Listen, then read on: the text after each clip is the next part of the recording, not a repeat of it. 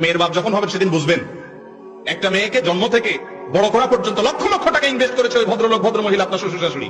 আজ তো মেয়েটা উঠাই দিছে আপনার কাছে, সারা পড়ালেখা করেছে মেয়ের বাপে, সার্ভিসটা নিবে কে? কথা বলেন।